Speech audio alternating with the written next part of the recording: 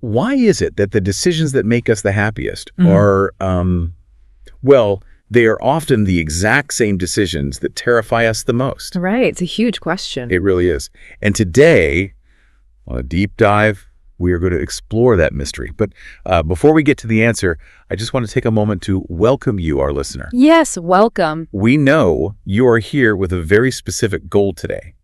You are here to practice listening to English. You're here to improve your understanding of the language. Exactly. And because of that goal, we are setting a few ground rules for our conversation today. We are going to keep our pace very, relaxed. Very relaxed. No rushing. Right. No rush at all. We are going to speak slowly and clearly. We will use everyday simple English vocabulary. And if we do use a complex phrase, we will take the time to explain exactly what it means. Yeah, we want you to feel completely comfortable so you can easily follow along and, absorb every single word we are sharing today. So just take a deep breath, get comfortable, and let's explore some really beautiful ideas together. Absolutely. So today we are looking at a short but incredibly powerful piece of writing. The source text is all about making choices. Choices, yeah. We make them all the time. We really do. It explores how we decide which path to take in life and ultimately how we find genuine happiness. It is the kind of text that it forces you to pause, It asks us to look closely at our daily habits.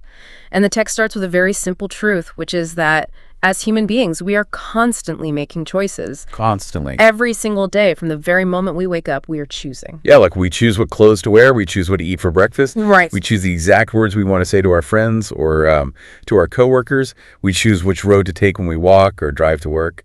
Our days are just a long series of small decisions. But the text draws a very sharp line between those small everyday choices and what it calls the bigger decisions. The really big ones. Yeah, the big ones. These bigger decisions are the choices that completely change the direction of our lives.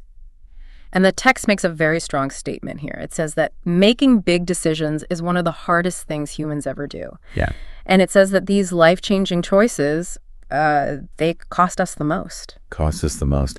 I really felt the weight of that phrase when I read it, because when the text talks about cost here, it doesn't mean money, right? No, not at all. It means emotional energy. It means mental energy. I mean, let's just think about the small choices for a second. Have you ever stood in front of your refrigerator late at night? Many times. Right. You were feeling completely exhausted and you were just trying to decide what to eat for dinner.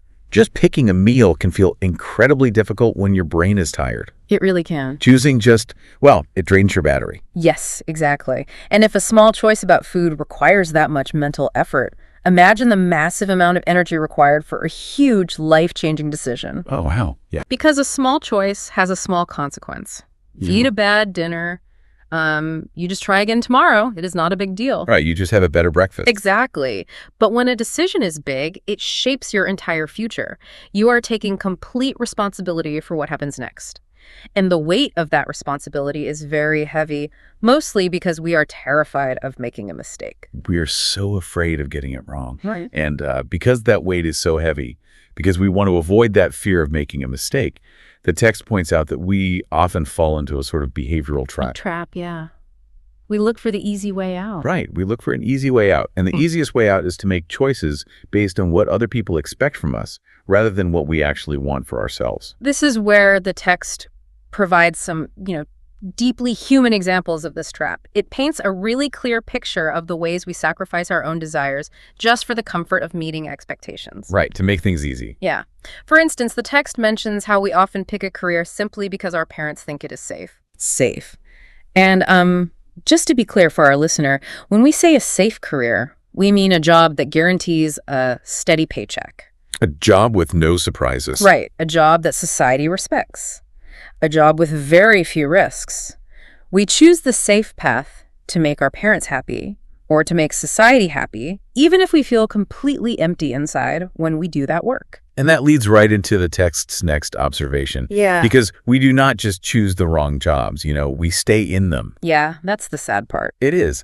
The text notes that people will stay in a career they actively dislike because they tell themselves that is just how life is. Right. They accept the unhappiness. They just sort of surrender to the idea that work is supposed to be unpleasant and difficult. We just accept the pain because fighting it seems too hard. Yeah. And the text gives a third example of this trap. And it is something I'm sure you, listening right now, have experienced. Oh, absolutely. Everyone does this. Right. It's when we say yes, when we desperately want to say no. Like a friend or a boss asks you to do something, and every part of your brain is screaming, I do not want to do this. Right. Your whole body is saying no. Exactly. But you smile and you say yes. Yeah. You do just to please them or just to avoid a conflict. And the text is very, very clear about the consequence of living this way. Yeah. When you consistently choose the safe career for your parents, when you accept a job you hate, when you constantly say yes when you mean no, a slow transformation happens. A slow change. Yes. The text states that little by little, without even noticing it, we drift away from who we truly are. Drift away. That is such an important phrase to understand today. It really is the core idea. Yeah. For our listener who is practicing English, to drift means to be carried slowly by a current of water or maybe air without any control. No control at all. Right. To really picture this, I want you to imagine you are floating in the ocean on a small plastic raft. The sun is warm, the water feels very calm, you close your eyes, and you feel like you were sitting perfectly still. They feel totally safe. Exactly. But when you open your eyes and you look back at the beach, you realize your towel and your umbrella look like tiny dots. Oh, wow. Yeah. The quiet, invisible currents of the ocean have pulled you far, far away from where you started. That is a perfect image. It really helps explain it. And what is so crucial about that metaphor is the lack of conscious paddling. Right. You aren't doing anything. Right. When you are on that raft, you are not swimming. You are not making an active choice about where to go. You are just letting the water move you. In our lives, that ocean current is the pressure of other people's expectations. Yes, exactly. It's the expectations. And the current is slow. Yeah. It is very quiet. You do not notice it happening on a normal Tuesday morning. No, it takes years. Right. After 5 or 10 years of making these passive choices just to please other people, you look around and realize you are very far away from your true self. You realize you do not even recognize your own life. It is just a quiet tragedy. It is. But thankfully, the text does not leave us lost out there in the ocean. That's good news. Yeah. If drifting away is the problem, the text offers a very simple anchor to pull us back to the shore. It suggests that before we make any significant decision, we should pause and ask ourselves one question. What's the question? The question is, does this make me happy? Does this make me happy? I have to admit, when I first read that advice, just ask if it makes you happy. Yeah. My immediate reaction was that this sounds completely unrealistic. Oh, sure. It sounds a bit naive at first. Yeah, because, people have rent to pay, people have families to feed and bills to manage. Life is inherently difficult. How does the text reconcile this advice with the reality that we cannot just be joyful and happy every second of the day? Well, it is a really necessary question to ask. If the text meant a perfect or permanent happiness, it would be foolish advice. Right, because that doesn't exist. Exactly. But the author makes a very careful distinction here. The text explicitly states that this is not about searching for a perfect life. It actually acknowledges the reality you just mentioned. Oh, it does. Yes. The text says, quote, life will always have difficult moments. That is unavoidable. Unavoidable, meaning you cannot escape the hard times. Pain and difficulty are guaranteed parts of the human experience. Correct. They're guaranteed. So if happiness is not a perfect life with zero problems, well, how does the text define it? Yeah, what is it then? The text defines happiness as making decisions that are aligned with who you are, decisions that match your deep inner values. And most importantly, happiness is making decisions that give you energy instead of taking your energy away. Energy. Okay. This makes so much more sense now. Yeah. It is not about walking around with a big smile on your face all day long. No, not at all. It is about a feeling of deep alignment. It is about doing things that fill your battery, rather than doing things that drain your battery until it's completely empty. Precisely. Let's think about the difference between two types of exhaustion. Right. If you spend 10 hours working on a project you deeply love, you are physically tired, right?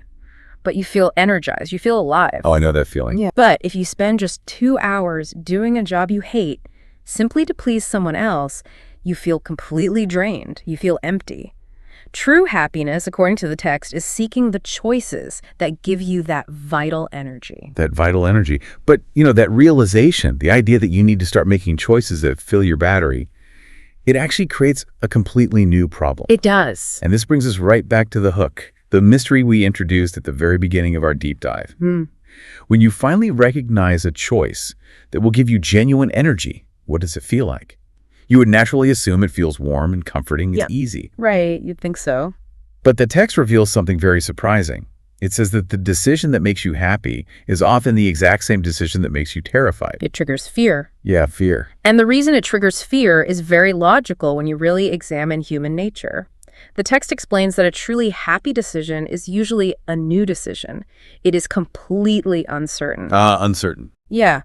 It often means you are stepping onto a path that nobody around you has walked before. You do not have a map. And because it is unknown, your brain naturally responds with fear. Wow, this is so counterintuitive. It goes completely against our basic instincts. It really does. Because usually, when we feel afraid, we interpret that fear as a stop sign.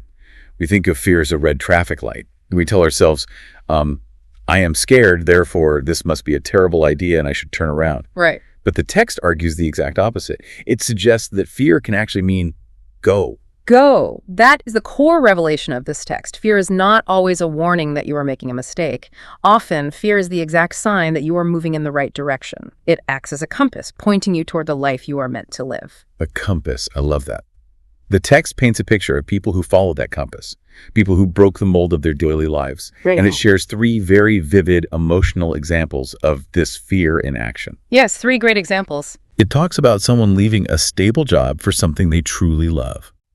Then it talks about a person ending a relationship that has gone bad, even if it hurts. And finally, it talks about someone moving to a completely new city or country just because a feeling inside tells them they belong there. So let's unpack the emotional weight of those actions nice and slowly. Yeah, let's do that. Think about walking away from a stable job. That means giving up a guaranteed paycheck. It means facing the possibility that you might fail and lose your financial security. And your friends and family will probably tell you that you were making a huge mistake. Exactly. Leaving that security requires immense bravery. It really does. And the second situation is perhaps even more difficult, ending a long-term relationship. The text specifically adds the phrase, even if it hurts. That phrase is key. Yeah, breaking up is deeply painful. The other person is so familiar to you. The idea of being single, of being alone again, is terrifying. But the text is implying that staying in a relationship that slowly drains your energy is far worse than the temporary pain of a breakup. Much worse, yeah. You have to walk right through that fear to find your alignment on the other side. And then consider the final scenario. Packing up your entire life to move to a new city, or even a foreign country. You are leaving behind your friends, your neighborhood, everything that is comfortable and known. Everything. Right. You might arrive in a place where you do not speak the language perfectly and you do not know a single person. The fear of loneliness would be totally overwhelming. Overwhelming. Yeah. What all of these people have in common, you know, the person quitting the job, the person leaving the relationship, the person moving across the world, is that they chose uncertainty. They did. As the text points out, none of these people had any guarantees. Nobody promised them that they would be rich or successful or perfectly safe. They had no guarantees, but they did have one very powerful thing. The text says, quote, they only had clarity about what they needed to feel alive. Clarity about what they needed to feel alive. That is beautiful. They possessed a deep inner knowing that if they did not take the scary step, they would just continue to drift away from themselves. They chose to feel alive over feeling safe. Exactly. Okay, so I think we understand the philosophy now. We understand that the right choice might terrify us, and we understand that fear can be a compass. But how do we actually apply this? Like when our listener is facing a massive crossroads in their own life, how should they make the decision? Well, the text offers some highly practical advice for the actual moment of deciding. Okay. First, it issues a few warnings about what a good decision looks like. It reminds us that the best decision is rarely the easiest one. It also warns that the best decision is not always the one that everyone else approves of. You have to be prepared for the fact that your family or society might not applaud your choice. Right. And then the text gives a final warning that really caught my attention. It says the best decision is not always the most logical one. Not logical. Yeah. Now, in English, a very common tool for making decisions is a pros and cons list. You know, you take a piece of paper, you draw a line down the middle. On one side, you list the pros, the advantages, the good things. Right, the benefits. And on the other side, you list the cons, the disadvantages, the Yeah. bad things, that you compare them.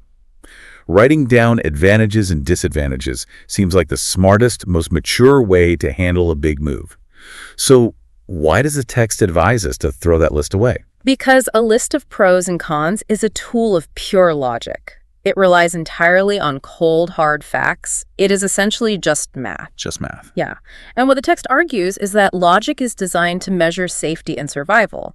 Logic will always tell you to take the path with the least amount of risk. A piece of paper cannot measure your human spirit. Logic cannot measure your energy.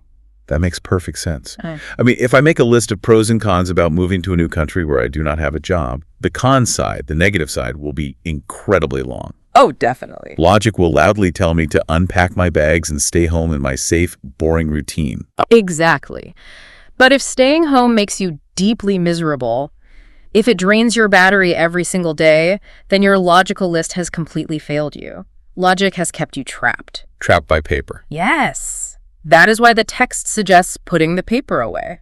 It also strongly advises against constantly asking everyone around you for their opinions. Because asking everyone else just invites the ocean current back into your life. It allows other people's expectations to push your raft around again.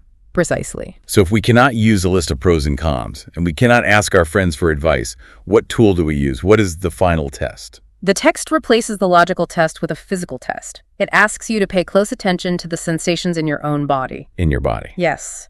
The text states that the best decision is the one that makes you feel like something inside you can finally breathe. Like something inside you can finally breathe. Wow, I think that is the most beautiful line in the entire text. It is a literal sigh of relief. It really is. You can test this right now. If you imagine making choice A, taking the safe path, maybe your chest feels tight, maybe your stomach feels heavy. But if you imagine making choice B, the scary, authentic path, your chest suddenly relaxes. You take a deep breath. Your physical body recognizes the truth before your logical brain does. It is a profound mechanism. Your nervous system knows when you are aligned with your true self. The body's physical response is the ultimate indicator of whether a choice will give you energy or drain it away. This has been such a rich and meaningful exploration today. Let's do a quick, clear summary of the journey we have taken through this source text, just using very simple English to reinforce these concepts for you. I think a summary is a great idea to tie all these thoughts together. Okay, so we started by acknowledging that while small daily choices are exhausting, the big life choices cost us a massive amount of emotional energy. Because making big choices is so difficult, we often take the easy, safe route. We make decisions just to satisfy the expectations of our parents or our society. But the text showed us that when we constantly live to please others, we are like a raft on the ocean. Without noticing, we slowly drift away from our true identity. To pull ourselves back, we must pause and ask, does this make me happy? Right, and we learned today that happiness in this context does not mean a perfect life with no pain. It means choosing the path that gives you deep energy, rather than the path that drains you. We also uncovered the biggest mystery. The choice that makes you truly happy will probably terrify you. Because it is new. Because it is new and uncertain, yes, your brain will respond with fear. But we must retrain ourselves to understand that fear is not always a stop sign. In many cases, fear is a compass pointing directly toward the life you are meant to live. It is the same compass used by people who bravely leave secure jobs, end draining relationships, or move to unknown places simply to feel alive. And finally, when you're standing at your next big crossroads, the text urges you to ignore the cold logic. Do not write a list of pros and cons. Do not ask a dozen people for their advice. No, don't do that. Instead, ask yourself what would genuinely gain energy. Imagine the options and pay attention to your body. Look for the choice that allows your chest to relax, the choice that lets something inside you finally take a deep breath. Listen to that feeling, trust it, and take the step forward. It is a really challenging philosophy to live by, but it is the only way to ensure you are actually living your own life and not someone else's. Very true. Well, we want to thank you, our listener, for spending this time with us today. Practicing your English listening skills requires a lot of patience and focus, and we really hope this relaxed, careful pace has helped you absorb these concepts fully. Learning a language is a journey of many small choices, and choosing to listen today was a great one. Keep practicing and keep listening. As we finish our deep dive today, we want to leave you with one final provocative thought. It is something for you to think about quietly on your own. Imagine looking back at your life 10 years from now. Which decision will you deeply regret not making simply because you were too busy trying to be logical or too busy trying to please someone else?